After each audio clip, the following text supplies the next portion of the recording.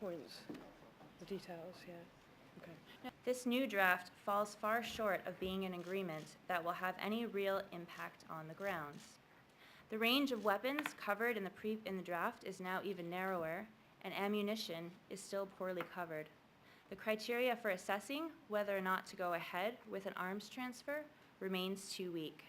Frankly, after years of negotiation, we really don't believe that this is the best that diplomats can deliver. Essential, and this treaty is not good enough. This is not the treaty that we have been campaigning for 10 years. This is not the treaty that's going to save lives and protect people.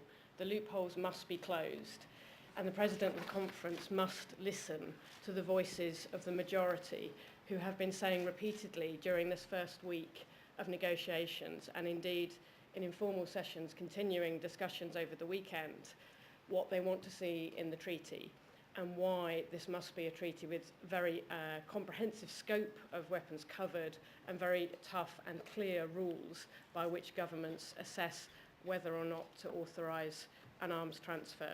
What is being said about this treaty by the folks who... We are concerned that there's too much talk of consensus.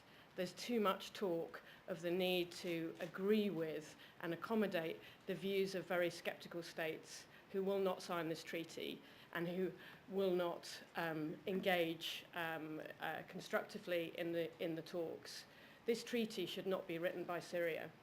This treaty should be written by the many, many governments around the world who want to see the arms trade brought under control. It must reflect the needs of Africa, and it must help African governments protect their civilians from conflict and armed violence. It must reflect the needs of Latin America, of the Caribbean, of the Pacific, of all parts of the world that are affected so much by armed violence and conflict. And that at the moment, it doesn't. We are hearing that is coming. When you have drones, hand grenades, armored vehicles, and even military transport aircraft not covered in the treaty that's meant to regulate the arms trade, you know something is not right. It defies belief and means that this treaty would not change the status quo on the ground, but instead maintain the status quo. The new draft that we received on Friday also fails to fix the concern that there's too high a threshold for those most serious of crimes, too high a threshold set for states to use when assessing the risk that weapons will be used for human rights abuses. I'll comment on